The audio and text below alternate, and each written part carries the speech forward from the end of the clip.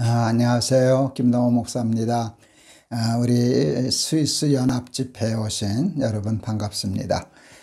영상으로 하는 집회이지만 성령님께서 도와주셔서 얼굴과 얼굴을 대하여 하는 대면 집회 이상의 은혜가 있는 그런 집회가 되기를 기대합니다. 제가 이거 지금 녹화를 하는데 녹화하는 방이 조금 더워서 자켓을 입고 찍다가 좀 벗었습니다. 여러분 양해해 주시기를 바랍니다. 오늘 본문은 그 요한복음 1장 12절에서 13절 말씀입니다. 제가 봉독해 드리겠습니다. 영접하는 자, 곧 그 이름을 믿는 자들에게는 하나님의 자녀가 되는 권세를 주셨으니 이는 혈통으로나 육정으로나 사람의 뜻으로 나지 아니하고 오직 하나님께로부터 난 자들이니라. 아멘. 저는 이제 은퇴한 목사인데요. 은퇴하기 전 또 은퇴한 후에도 이곳저곳 다니면서 이제 집회를 하는 기회가 좀 많았습니다. 평생을 했으니까 꽤 많이 했죠. 제가 집회를 할 때마다 첫날 첫 설교는 거의 제가 은퇴하기 전에는 모든 집회 첫 시간이 자녀의 권세 요한복음 1장 12절 13절 말씀이었습니다. 왜냐하면 이 말씀이 제 신앙의 토대이기 때문입니다. 주춧돌이기 때문입니다. 그러니까 그것을 빼면 왜 어느 것도 세울 수가 없는 거예요. 목회든 설교든 제 신앙이든. 그래서 그것을 얘기해야 집회 다른 설교도 할 수 있어서 제가 그걸 꼭 했었습니다. 아마 수백 번 하지 않았을까 이렇게 싶습니다. 이제 코로나 때문에 한 1년 반 남아 이렇게 이런 집회할 기회가 없어서 이 자녀의 권세 설교를 한 1년 반 가까이 잘 못한 셈이죠. 여러분들 덕분에 다시 이 말씀을 다 외우고 뭐 자다 깨서도 할 수 있는 설교지만 다시 생각하고 원고 써보고 이렇게 할 때 얼마나 새롭고 좋았는지 모릅니다. 여러분들에게도 귀한 은혜가 되실 수 있기를 바랍니다. 제가 스위스는 한 3번 정도 가본 것 같습니다. 한 번은 오래전에 프랑스에서 코스타 할 때 코스타 갔다가 이제 프랑스 파리에 우리 외사촌 형님이 계셔서 형님과 같이 좀 스위스 여행하느라고 우리 형님 부부와 우리 부부가 같이 스위스 한번 했던 적이 있고 또 스위스 인터라켄에서 우리 코스타 집회가 있어서 갔다 온 적이 있고 몇 년 전에는 저희 교회 출신 죄송합니다. 요즘 제 목 상태가 좀 별로 안 좋아서 죄송합니다. 저희 교회 목사님 출신 목회자가 스위스에서 목회를 하는데 바로 그 코스타가 열렸던 인터라켄 그 자리에서 교인들 수련을 해서 좀 몇 해 전에도 다녀왔습니다. 오늘은 비행기 타고 가지는 않았지만 이렇게 영상으로 집회를 해서 스위스는 4번 갔다 온 것 같은 느낌이 들겠습니다. 말씀드린 것처럼 저는 5년 전에 은퇴한 목사고요. 2년 전에는 이제 폐암 수술을 받았고요. 또 치료 중에 작년에는 전립선암, 올 초에는 또 갑상선암이 발견되어서 수술도 받고 또 전립선암은 이제 방사선으로도 치료가 된다 해서 이제 방사선 치료를 받았습니다. 비교적 빨리 발견되어서 잘 치료가 된 셈입니다. 그래서 비교적 건강한 상태입니다. 저는 요즘 에스겔 선교회라는 선교회를 세워서 섬기고 있고 혹 여러분들 중에도 아시는 분이 계시리라 생각하는데 날마다 기막힌 새벽이라고 하는 유튜브 방송을 이제 항암하면서부터 시작했는데 제가 어제로 꼭 만 2년이 되어서 아주 보람 있는 사역을 잘 감당하고 있습니다. 혹시 여러분들 중에도 우리 줄여서 날기새라고 그러는데 우리 날기새 시청하는 분이 계시지 않을까. 왜냐하면 그 유튜브 분석한 걸 보면 스위스에서도 꽤 여러분이 그 날기새 시청하는 것으로 나오거든요. 그랬으면 좋겠다 싶습니다. 이제 오늘 설교 본론으로 들어가려고 합니다. 하나님은 에덴 동산을 만드시고 아담과 하와에게 다 내 거야, 너 주려고 만들었어, 다 내 마음대로 먹어도 되고 살아도 된다 허락하셨는데, 딱 하나, 동산 중앙에 있는 선악과 나무 하나만 따먹지 못하게 하셨습니다. 따먹지 말아라, 순종하면 잘 살고 어겨서 범죄하면 죽는다 하는 단순한 룰을 세우셨는데, 저는 이 의미가 그렇게 단순하지 않다고 생각합니다. 삶의 가장 중요한 원칙을 세우자는 것입니다. 너 내 마음대로 살래? 욕심대로 살래? 내가 말하는 대로 살래? 말씀대로 살래? 욕심대로 살래? 내 삶의 주인을 나로 할 거야? 너로 할 거야? 이걸 정하자는 것이에요. 하나님이 선악과를 통하여 정하신 매우 중요한 생존의 생명의 원칙은 뭔가 하면, 내가 하나님이야. 내가 내 삶의 주인이야. 너 내가 말하는 대로 따라 살면 너 반드시 잘 살아. 그런데 이거 어기면 정령 죽으리라. 사탄이 와서 하와를 유혹합니다. 그때 사탄이 하와를 유혹할 때 했던 말을 기억하시죠? 내가 하나님이 되리라. 이 선악과를 따먹으면 내가 하나님이 될 거야. 넌 내 마음대로 살아라. 왜 하나님이 하라 마라 하냐? 먹고 싶으면 먹어, 따고 싶으면 따. 내 삶의 주인은 너야. 이게 굉장히 매력적인 사상이거든요. 굉장히 유혹이죠. 아담과 하와는 그 유혹에 빠져서 선악과 따먹고 범죄하게 되었습니다. 왜 사탄은 자꾸 끊임없이 그때부터 지금까지 내 삶의 주인은 너다 라고 하는 걸까요? 선악과를 따먹으라고 유혹할까요? 여러분, 우리가 하나님이 되면 말씀을 따라 살지 않고 우리의 욕심을 따라 우리 마음대로 살면 우리가 반드시 추락하고 멸망하고 망할 것을 알기 때문입니다. 여러분, 비행기 조종을 한 번도 해본 적이 없는 사람이 술이 많이 취해서 비행기 타고 가다가 술이 너무 취해서 조종사를 밀쳐내고, 이 조종 나도 할 수 있어 하고 비행기 조종관을 자기가 몰았다면, 여러분, 그건 백발백중 추락 아니겠습니까? 여러분, 비행기 하나도 비행기에 대해서 무지무능한 자가 조종하면 추락하는데 인생이야 하물며 더하지 않겠습니까?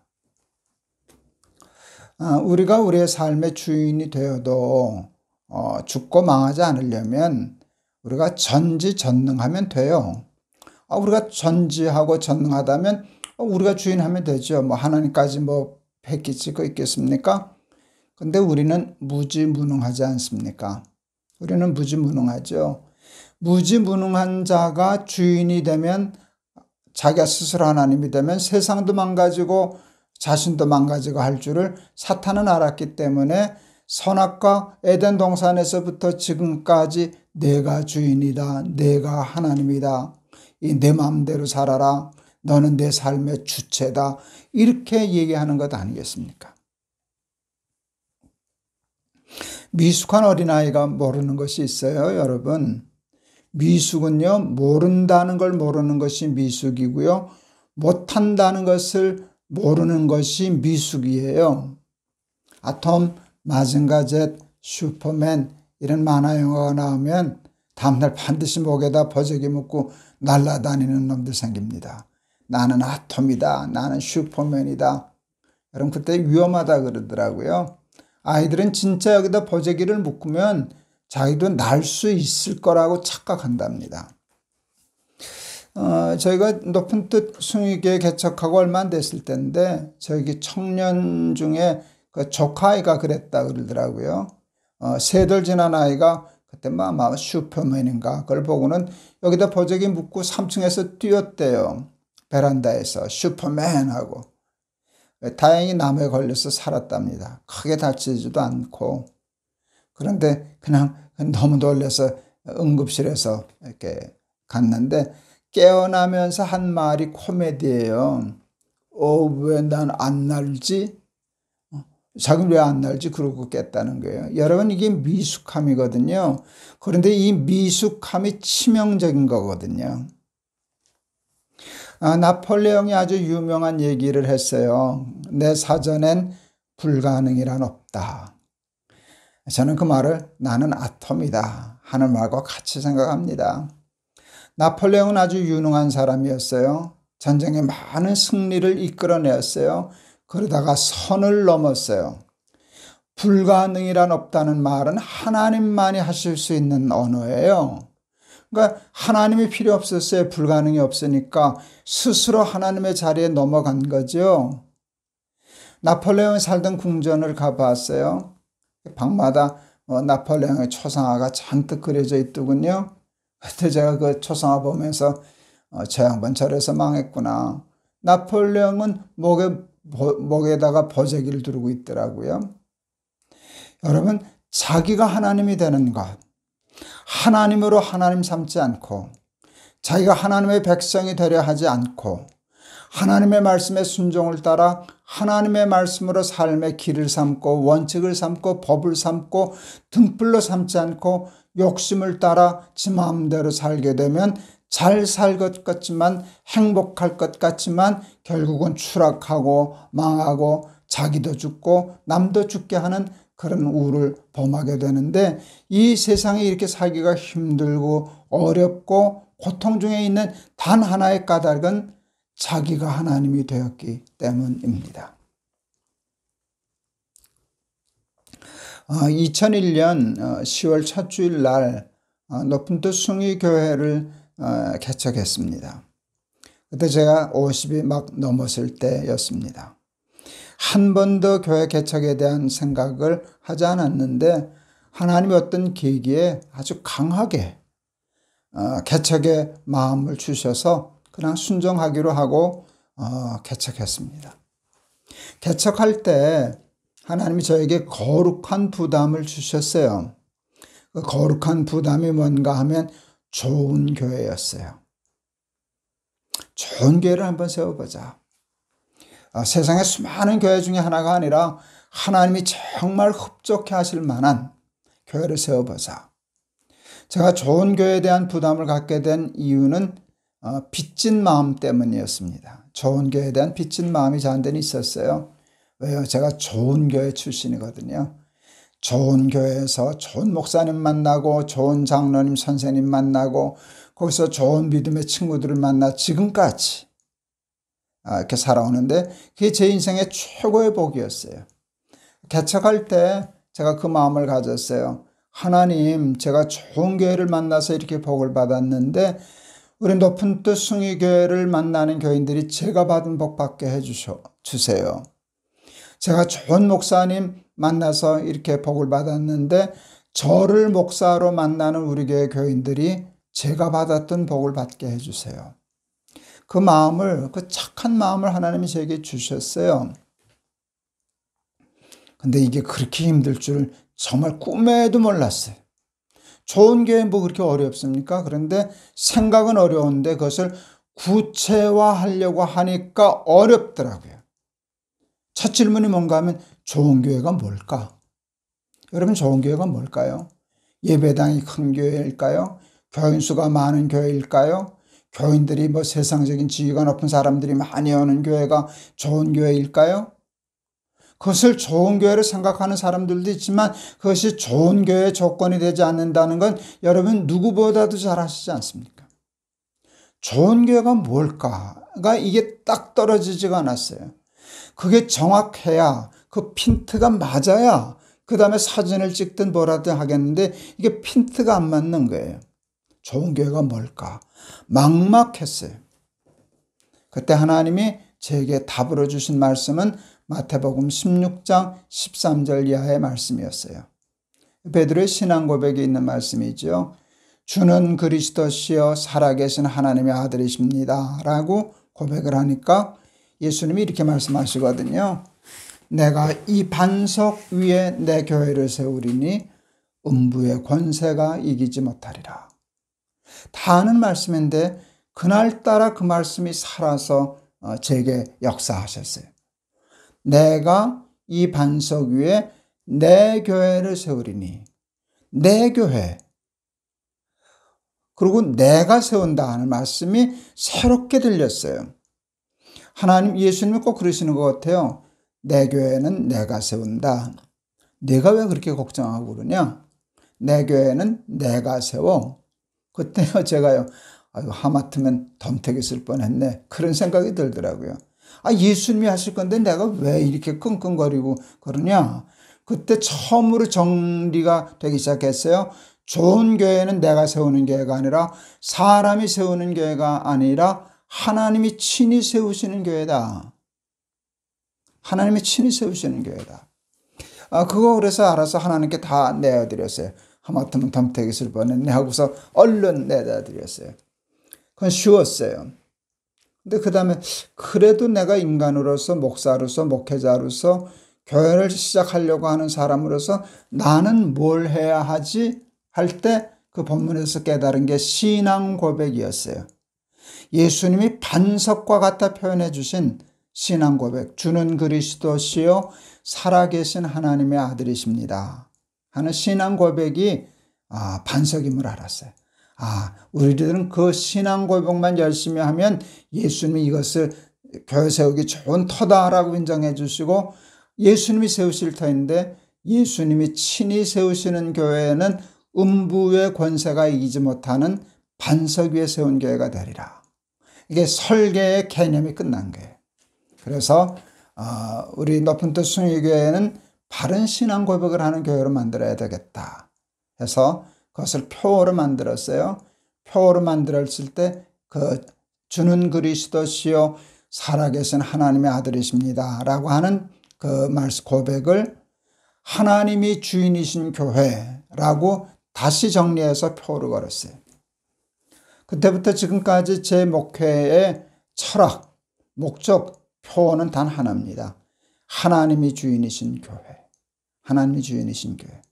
사람은 절대로 주인 노릇하지 못하는 교회.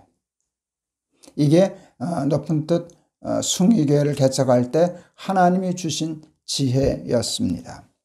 그래서 이런저런 정관을 만들고 이제 그랬어요. 높은 뜻 교회, 제가 좀 나이도 들고 인간적인 얘기지만 조금 알려도지고 한 목사다 보니까 금방 숫자적으로는 금방 커지더라고요. 제가 꽤 빨리 이렇게 부흥을 했어요. 2년 동안에 한 3,000명까지 모였는데요. 큰 교회잖아요. 교인이 3,000명이나 와서 주일날 예배 드리는데 2년 동안은 예배만 드렸어요. 직분 주지 않았어요. 집사님 하지 않았어요. 조직하지 않았어요. 그리고 일하지 않았어요. 남녀 선교회 만들고 일하지 않았어요. 교회는 예배 드리는 곳이다. 신령과 진정으로 예배하자. 예배가 하나님이 주인이심을 고백하는 가장 기초적이고 가장 근본적인 행위라는 걸 알았어요. 그래서 예배만 드렸어요. 2년 동안. 구역장도 세우질 않았어요. 구역을 만들지 않았으니까. 교인이 3,000명이나 오는데 어디서 누군지 몰랐어요. 그냥 오셔서 예배 드리고 가시면 끝이에요. 인천에서 다니시던 어느 여자 교우 한 분이, 목사님 구역 좀 만들어주세요. 왜요? 심심해요. 주일날 예배 한 번밖에 없으니까. 구역 예배 좀 드리게요. 그럴 때 제가 웃으면서 그랬어요. 그냥 반상회 가세요. 심심하시면. 밤낮 교회만 있어요. 그냥 주일날 와서 예배 드리시고 주중에는 반상회 가서 노세요. 그래서 웃었던 기억이 있습니다. 제가 그때 얼마나 철저했는가 하면 2년 동안은요, 주일 예배 시간에 대표 기도를 세우질 않았어요. 대표 기도라는 말을 쓰질 않았어요. 왜요? 제가 농담처럼 얘기하는데 진담이에요. 대표인 줄 알까봐. 그래서 저는 대표라는 말을 참 조심스럽게 했어요. 왜? 대표는, 우리 교회 대표는 하나님이시니까 그것을 의식적으로 무의식적으로 지키려고 무진애를 썼어요. 그래서 정관을 만들었어요. 그거 설명할 건 아니지만 70세 정년을 65세로 낮춘다든지, 원로 목사, 원로 장로 하는 원로 제도를 아예 없애버린다든지, 그리고 그 장로나 이렇게 안수 집사나 이렇게 교회에 어떤 리더십으로 뭔가 권한을 가지고 섬기던 사람은 6년만 하고 그만두게 하든지, 너무 오래 하면 뿌리 내릴까 봐. 뭐 이제 그런 제도들, 목사도 뭐 유럽에 있는 교회들, 미국에 있는 교회들 하는 교회가 많았지만 그때 한국 교회는 쉽지 않았는데 우리 목회자들은 6년 심무한 후에 교인들한테 평가받자, 재신임 투표받자. 왜요? 주인 노릇 못하게. 그 모든 이 일의 그 원리는 다 하나예요. 목표는 하나. 사람이 주인 노릇 못하게, 주인으로 뿌리 내리려고 하는 모든 것을 차단시킨 것이 저에게 정관이었어요. 또 당회 권한도 좀 축소했죠. 한국교회는 당회가 3권을 다 가지고 있더라고요. 재직회가 있기는 있지만 거의 유명무실하고요.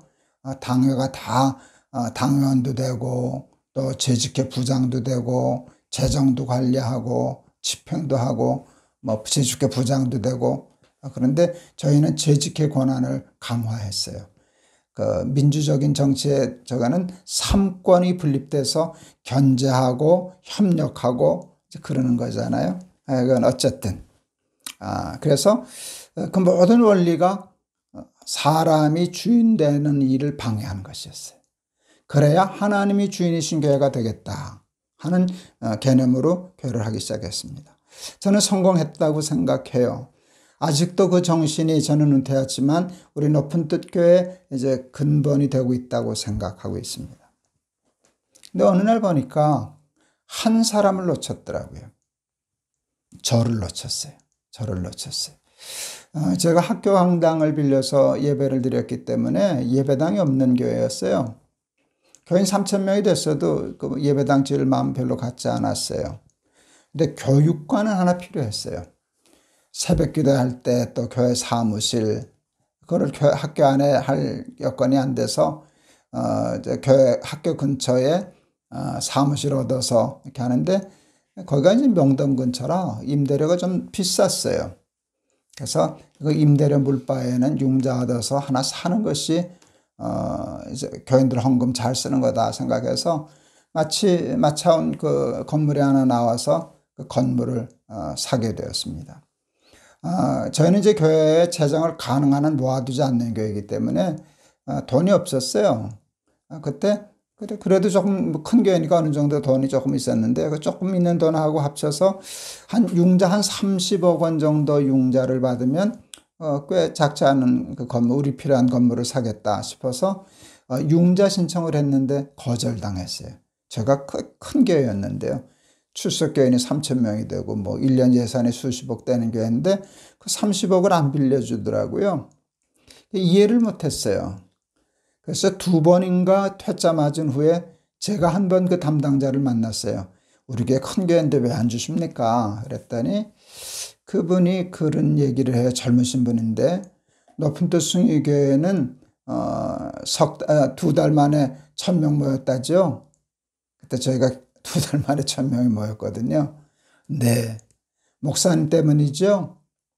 아니라 그럴 수는 없겠습니다. 그랬더니 한 사람 때문에 2달 만에 1,000명 모인 교회는 그 한 사람만 삐끗하고 잘못되면 그날로 와야 되는 교회입니다. 이런 교회에다 돈 못 줍니다. 깜짝 놀랐어요. 그 세상 사람들이 그렇게 지혜롭더라고요. 한 사람 때문에 한 사람이 스타처럼 인기가 있어서 이렇게 와버린 교회는 그건 힘없는 조직이라는 거예요. 제가 너무 놀라서 정하니까 말귀를 못 알아들은 줄 알고 그분이 참 재밌는 설명을 주시더라고요. 예를 들어 목사님이 스캔들이 나신다거나 차 사고로 돌아만 가셔도 우리 돈 못 받습니다. 저는 그 말이 30억보다 더 귀했어요. 못 빌리면 안 사면 돼요. 그냥 세 내고 살면 돼요. 경제적으로 어느 게 조금 이익이냐 손해냐 하는 것이지 교회 전체가 흔들리는 문제가 아니어서 그다지 중요하지 않았어요. 근데 한 사람 때문에 흥황하는 교회는 위험하고 뿌리가 약한 교회가 돼서 세상에 돈도 못 빌려주는 교회 취급하는 데서 큰 교훈을 얻었어요. 그때 제가 굉장히 좀 건방져 보이는 목표를 세웠어요. 높은 뜻 숭의교회에서 김동호 제거하기. 그리고 제가 안식년을 떠났습니다. 딱 6년 하고 그 다음 주일로 안식년을 떠났어요. 장로님들이 많이 걱정했어요. 제가 설교하는 주일은 교인들이 많이 오고 저는 한 달에 한 주일은 꼭 설교를 안 했거든요. 제가 설교를 또 우리 부목사님도 해야 되고 다른 목사님 설교도 교인들이 좀 들어야 해서 일부러 뺐는데 그때는 교인들이 많이 줄었어요. 그 장로님들이 목사님 우리가 숫자만 많지 아직도 목사님 설교하는 주일은 이만큼 오고 안 하는 주일은 그때 한 800명 빠지더라고요. 이러는데 1년씩 강대를 비우시면 우리 교회는 무너집니다. 그때 제가 그렇게 얘기했어요. 그러니까 가야 됩니다. 언제까지 김동호 젖 먹는 교회를 하겠습니까? 김동호가 없어도 되는 교회를 해야 되고 그게 안식년의 뜻입니다. 저는 안식년을 열심히 일한 당신 떠나라로 풀지 않고요. 너 없어도 돼로 풀었거든요. 내가 없어도 되는 교회를 해야지 내가 있으면 되고 없으면 안 되고 그래서 잘 장로님도 이해해 주셔서 제가 미국으로 안식년을 떠났습니다. 첫 주일에 1000명이 줄더라고요. 장로님들이 기겁을 하셔서 당장 들어오라고 수습하라고 그때 제가 이렇게 메일을 보냈어요. 제가 들어가면 수습되겠죠. 근데 내가 들어가야만 수습되고 내가 안 들어가면 흔들거리는 교회는 계속하면 안 됩니다. 이때 한번 승부수를 걸어야 됩니다. 무너지면 다시 시작하면 되지 않겠습니까? 정말 무너져도 안 들어간다 하고 고집을 부렸는데 하나님이 그것을 믿음으로 잘 인정해 주시고 받아주셔서 정말로 우리 높은 뜻 교회는 그때 탄탄한 교회가 되었습니다. 무너지지 않더라고요. 한 1000명 교회는 빠졌지만 1000명 교인이 빠지니까 더 탄탄해지더라고요. 나중에 1년 후에 돌아갈 때는 다시 숫자적으로도 회복이 되더라고요. 그런데 제가 안식년을 떠나기 전과 후의 교회는 건강이 달랐어요. 전에는 제가 없으면 안 되는 교회. 안식년 돌아왔을 때는 제가 없어도 되는 교회가 되었어요. 2006년인가, 2006년, 아닌가, 2008년인 것 같습니다. 하나님이 교회를, 그때 한 5,000명 정도 이제 출석할 때인데, 하나님이 교회를 넷으로 분립하라 라는 마음을 아주 강하게 주셨어요. 뭐 어떤 사건들이 있었는데, 그것을 뭐 다 설명하는 건 별로 중요하지 않으니까, 하나님이 뭘 그렇게 큰 교회를 혼자 끌고 다니려 그러냐. 이 자매 교회를 넷으로 분립해라. 그게 참 좋은 안이라고 생각돼서 저는 이렇게 마음에 담으면 금방 움직이는 행동을 금방 해요. 그래서 뭐 당회 소집하고 또 교인들 또 이렇게 의견 들어보고 뭐 제가 좀 고집점도 조금 부리고 그래서 교회를 넷으로 분립했어요. 넷으로 분립할 때 넷 중에 하나는 내가 맡아서 제가 그때 은퇴가 65세라도 한 7년 정도 남았을 때였는데 그 한 교회는 내가 맡아서 하면 되겠다 생각했더니 하나님이 안 된다 그러시더라고요. 내가 한 교회를 맡으면 분립이 안 돼. 그래서 이해가 돼서 어차피 은퇴할 건데 좀 미리 은퇴하자 하는 마음으로 제가 담임 목사 자리를 내놓고 65세 될 때까지는 우리 교회가 컸으니까 큰 교회가 하던 큰 선교가 있었거든요. 그거는 분립된 교회가 혼자서 감당하기는 어려운 사이즈의 사역들이 좀 있었어요. 그거는 내 교회가 여전히 선교비를 좀 모아서 그 일을 하는데 그걸 연합선교회, 높은 뜻 연합선교회라는 조직을 만들고 그 일을 제가 맡아서 하는 것으로 결정을 했어요. 그리고 저는 은퇴할 때까지 한 주일씩 네 교회니까 이렇게 돌아다니면서 설교만 한 번씩 하겠다. 이제 그랬습니다. 그때 우리 친구들, 우리 동료 목사님들이 많이 걱정했어요. 너 그러다 뒷방 늙은이 된다. 뒷방 늙은이 된다. 그때 하나님이 저한테 그러시더라고요. 너 그러면 안방 많이 말려고 목회했냐? 내가 밤낮 내가 주인인 교회 하겠다 그러지 않았냐? 내가 그때 뭐 제 마음에 주신 마음, 너 같은 놈이 누군데요? 여러분, 교회를 개척해서 10년, 한 8년 만에 출석 교인은 5,000명이 되고, 이거 인간적으로 제가 한 거잖아요. 그러면 주인 되기 딱 좋거든요. 왕 되기 쉽거든요. 왕 노릇할 수 있는 권세가 생기거든요. 너 같은 놈이 뒷방늙은이가 돼 주어야 내가 주인인 교회가 되는 거 아니냐? 그래서 제가 정말로 하나님 뒷방늙은이가 되게 해 주시옵소서. 제가 그때부터 은퇴를 강하게 준비를 했는데요. 제 은퇴한 후에 목사의 그림이 뒷방늙은이에요. 뒷방늙은이가 되자. 근데 이해가 되니까요. 그 말이 섭섭하지 않았어요. 그리고 그것은 근사한 말이다 생각해서 뒷방늙은이, 반가운 손님, 여기를 이렇게 자리매김을 했어요. 그리고 시간이 많이 가지만 그냥 얘기하면 제가 지금 은퇴한 후에 제 포지션, 제 위치가 정확히, 여러분 정확히 제가 뒷방늙은이입니다. 저희가 4교회로 분립을 했었는데요. 지금 이제 분립한 지 10년 좀 넘었는데 지금 현재는 12교회가 되었어요. 분립한 교회가 또 분립하고 거기서 또 분립하고 뭐 이렇게 되다 보니까 벌써 12교회가 되었어요. 우리 최초에 분립한 교회 중에 이제 제법 덩치가 크게 분립된 교회 중에 하나가 높은 뜻 정의교회인데 높은 뜻 정의가 몇 년 하다가 또 교인이 느니까 거기서 또 분립을 하더라고요. 그때 제 기억에 아마 한 3,000명 가까이, 거의 한 3,000명 출석하게 되니까 한 700~800명이 덕서로 나가고 이제 이렇게 분립하는 건데, 우리 그 높은 뜻 정의교회 담임 목사 하던 우리 목사님이 개척하는 교회로 자기가 나갔어요. 그 본교회 한 2,000명 그래도 남을 큰 교회를 후임에게 저거 하고 자기는 개척하러 나간다고 다시 나갔어요. 그러니까 높은 뜻 정의교회가 새로운 담임 목사를 청빙하게 되었어요. 여러분 퀴즈. 그때 높은 뜻 정의교회 장로님들이 새로운 당신 교회 담임 목사 청빙할 때 높은 뜻 숭의교회 개척했던 원년 멤버인 저에게 의논했게요, 안 했게요? 안 하더라고요. 하지 않았어요. 제가 좀 섭섭했어요. 나 그래도 나한테 좀 의논을 하고 물어는 볼 줄 알았는데 제가 물어볼 거다라고 생각을 해서 예상 문제를 내고 답을 갖고 있었어요. 제가 푼 답은 이것이에요. 장로님 그거 나한테 물으면 안 돼.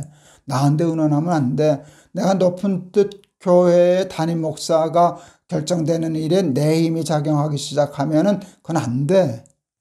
이렇게 근사한 대답을 준비했는데 와야 물어봐야 대답을 하죠.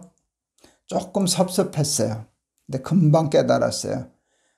정말 우리 교회가 내가 뒷방늙은이가 정말 되었구나. 그렇게 생각했어요. 여러분 그랬더니요. 그래서 제가 뒷방늙은이가 되어서 쓸쓸하고 외롭고 그럴 줄 아세요? 그렇지 않아요. 그렇지 않아요. 교회도 건강하고요. 저도 얼마나 편하고 자유롭고 좋은지 몰라요. 은퇴한 후에 목사님들이 갈 교회가 없어서 쩔쩔매는 분들 참 많아요. 저는 이제 물론 교회가 하나가 아니고 12개가 됐으니까 또 그런 면도 있지만 제가 주인 노릇 포기하니까 교인들이 제가 왔다 갔다 하는 거 신경 안 쓰고요. 반가워하고요. 후배 목사님들 별로 불편해하는 것 같지 않고요. 그래서 내가 참 그 하나님이 시키는 대로 이렇게 순종하고 했던 자리를 내어 드렸더니 오히려 하나님이 내 자리를 지켜주시고 명화롭게 하시고 명예롭게 하시는구나 하는 걸 깨달아서 하나님이 주인이 되면 우리가 외톨이가 되고 뒷방늙은이가 되는 게 아니라 도리어 이제 말씀드리려고 하는 하나님의 자녀가 되는 권세를 누리는구나 하는 것을 깨닫게 되었어요. 좀 시간이 많이 가는 것 같지만 제가 하나님이 주인이십니다 라는 고백을 하기 위해서 제가 구체적으로 하는 일은 내가 뭘 만들고 인간적으로 공을 세운 것이라고 해도 그건 내가 아니다. 거기에 내 자리 만들지 않는 것. 내 모든 자리의 주인은 하나님이다. 그래서 자리 만들지 않는 것이 하나님이 주인이십니다 라는 것의 실천이었고요. 또 하나 있었어요. 어느 날 하나님이 제 돈 지갑에 눈독을 들이신다는 불길한 느낌을 받았어요. 찝찝했어요. 하나님이 그 돈 땅 한 뼘값도 안 들었어요. 저 해와 달 겹을 다 하나님 거예요. 저건 하나님 마음대로 하시고 요건 내 마음대로 하게 해주세요 하는 마음이 있더라고요. 그날 제가 깨달았어요. 지갑의 주인이 내 주인이다. 예, 이 지갑이 내 거면 내 주인은 나예요. 이 지갑의 주인이 하나님이어야만 내 삶의 주인도 하나님이에요. 자리 욕심 부리지 않으려고 무진 애를 썼어요. 지갑에 욕심 부리지 않으려고 그건 정말 더 힘들게 노력했어요. 그래서 물질의 주인이 하나님이심을 고백하기 위해서 정말 많은 노력과 훈련을 했어요. 훈련이 필요했는데요. 가장 기초 훈련은 11조였어요. 11조가 물질의 주인이 하나님임을 고백하시는 기초 훈련이더라고요. 그런데 11조를 하다가 조금씩 늘려가기 시작했어요. 여러분 이제 유럽에서 이렇게 교인들 몇 명 안 되는 교회 목회하시는 목사님들이 이렇게 경제적으로 좀 힘들고 어려운 거 제가 조금 알거든요.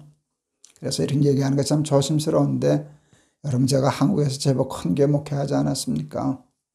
책도 제법 쓰고 강의도 많이 다니고 집회도 많이 다니고 해서 제가 목사임에도 불구하고 재정적으로 어렵지 않지 않았습니까?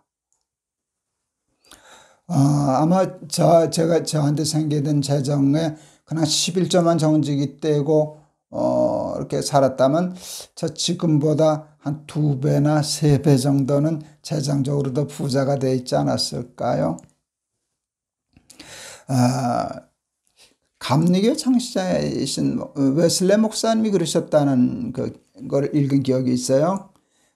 교회에서 주는 생활비가 얼마든지 간에 자기가 쓸 것을 정해놓고 그 외에는 헌금하고 선교하고 구조하고 그러셨다. 그래서 그렇게까지는 못해도 한번 흉내는 내보려고 제가 10년 동안 금전출납부를 써봤어요.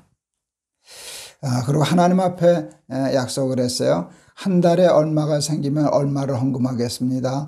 얼마를 헌금하면 얼마를 헌금하겠습니다 하는 누진 11조이죠. 그 표를 만들었어요. 그렇게 안 하면 마음만 하면 이렇게 흐릿해지니까.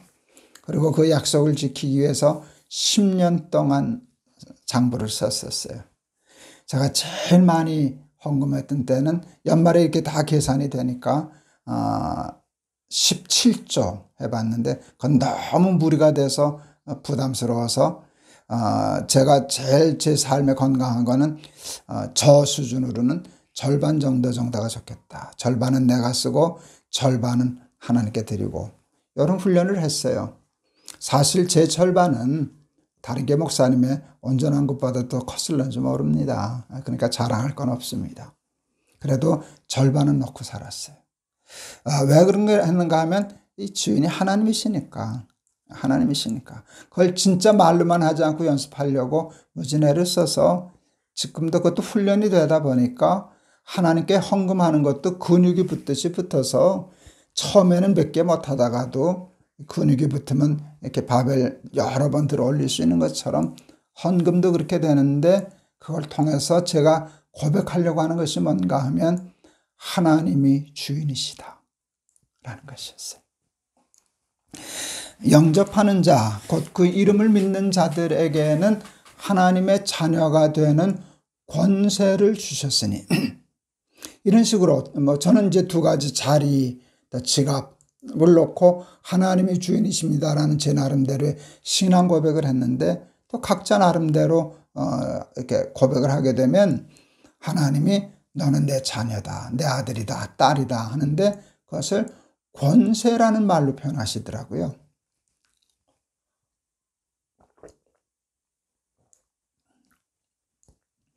여러분 자녀의 권세가 뭘까요?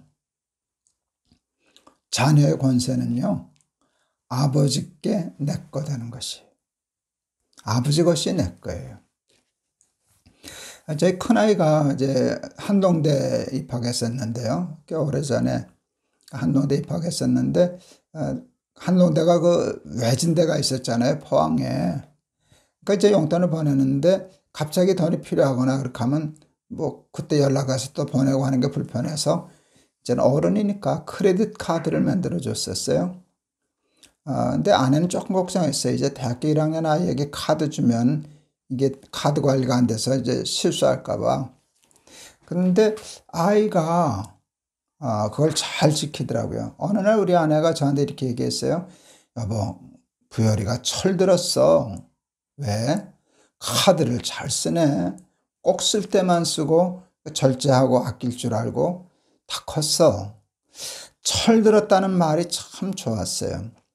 여러분, 철이 드는 아이가 철들었다고 생각하니까 아이를 믿게 되잖아요.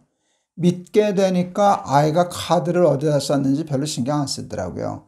어느 달에는 조금 많이 나올 때도 있지만 그때 마음이 뭔가 이 자식도 어디다 쓴 거야? 이렇게 되는 게 아니라 쓸 때가 있어서 썼겠지. 꼭 필요해서 썼을 거야.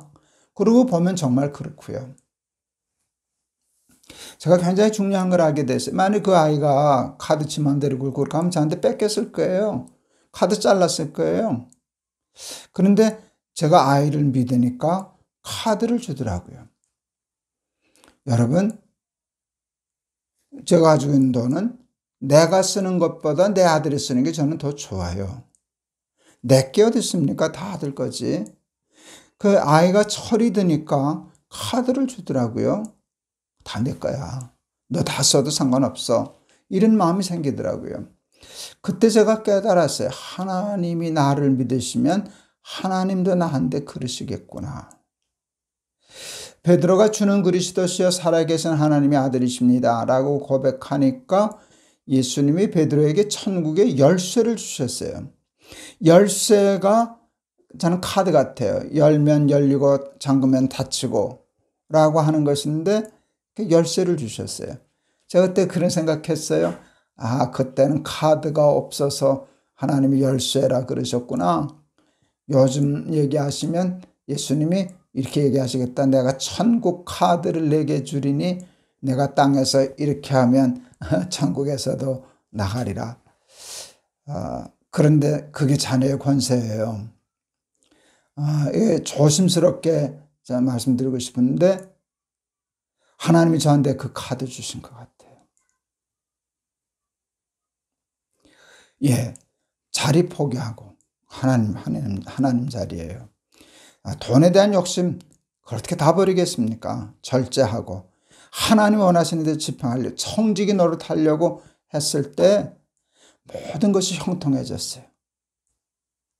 제 삶도 형통해지고 교회도 형통해지고 그 관계도 형통해지고 자녀들도 하나님의 축복 가운데 잘 되고 제 은퇴 후 노년의 삶도 복되고 또 하나님이 아직도 저에게 뭔가 일을 맡겨주시는데 에스겔 선교회 날기새 이 일을 하는데 다윗이 나의 잔이 넘치나이다 라고 고백했을 때 저도 쓰고 싶어요. 하나님 저도요. 저도 제 삶의 잔이 넘칩니다. 여러 가지 아픔과 병도 있고 그러지만 그런데도 넘칩니다. 그것은 하나님을 주로 고백하는 믿음 때문입니다. 그 작은 겨자씨만한 믿음이라도 그 믿음을 가지고 하나님이 주인이심을 고백하는 삶을 그냥 연습하듯이 사는데도 하나님이 그것이 너무 좋아 보셔서 이렇게 목사 철들었다. 이 자식 믿을만하네 하고 하나님의 권세를 맡겨주시니까 여러분 오병이어의 기적 같은 일들이 이 요즘 세상에도 일어나고 제 삶 속에도 나타나고 나의 잔이 넘치나이다. 하늘이 뚫린 것 같은 복을 받습니다. 라는 고백 저도 하면서 살게 되었습니다. 말씀 마치렵니다. 사랑하는 여러분, 하나님이 높은 뜻 교회를 사랑하실까요? 여러분 교회를 사랑하실까요? 하나님이 김동호 저를 더 사랑하실까요? 여러분들을 더 사랑하실까요? 여러분 그런 게 어디 있습니까? 큰 어리석은 질문입니다. 하나님에게는 우리가 모두가 다 똑같은 자녀 아닙니까? 여러분 김동호가 받았으면 여러분도 받는 겁니다. 높은 뜻 교회도 일어난 역사라면 여러분 교회도 일어나는 것입니다. 그 키는 하나입니다. 그 열쇠는 하나입니다. 신앙 고백입니다. 주는 그리스도시요 살아계신 하나님의 아들이십니다. 여러분 삶의 주인은 누구십니까? 여러분 교회의 주인은 누구십니까? 여러분 교회는 혹시 사람이 주인 노릇하는 교회 아니십니까? 그렇게 되기 쉽습니다. 여러분 가정, 여러분 지갑의 주인은 누구십니까? 하나님의 것입니다. 나는 맡아 관리하는 청지기입니다. 라고 얘기할 때 여러분 우리는 하나님의 자녀가 되는 권세, 천국의 열쇠, 천국의 카드, 땅에서 이렇게 하면 열면 하늘에서 열리고 땅에서 풀면 하늘에서 풀리고 그러는 일에 증인되는 삶 살게 될 줄을 믿습니다. 정말 예수를 입으로만 믿는 사람이 되지 않고 하나님을 자신의 삶의 주인으로 온전히 영접하는 것을 믿는 믿음으로 사랑하는 여러분들, 오늘 하나님이 약속하신, 예수님이 약속하신 자녀의 권세를 다 누리실 수 있는 여러분들 또 저 되시기를 바랍니다. 제가 한번 기도하겠습니다. 하나님 아버지 은혜를 감사합니다. 오늘은 이게 스위스에 멀리 떨어져 있는 우리 교민들, 우리 사랑하는 교우들 연합하여 드리는 집회 첫날입니다. 영접하는 자, 곧 그 이름을 믿는 자들에게는 하나님의 자녀가 되는 권세를 주셨으니 오늘은 들었습니다. 듣고 내일은 실천함으로 하나님 내일부터는 훗날부터는 이 말씀의 증인들이 되게 하여 주시옵소서. 예수 그리스도 이름을 받들어 기도하옵나이다. 아멘. 여러분 감사합니다. 오늘 설교는 이렇게 마쳤고요. 내일과 모레는 이렇게 줌으로 이렇게 여러분 제가 얼굴을 보면서 이렇게 설교할 수 있을 것 같습니다. 내일 또 뵙겠습니다. 감사합니다. 여러분 사랑합니다.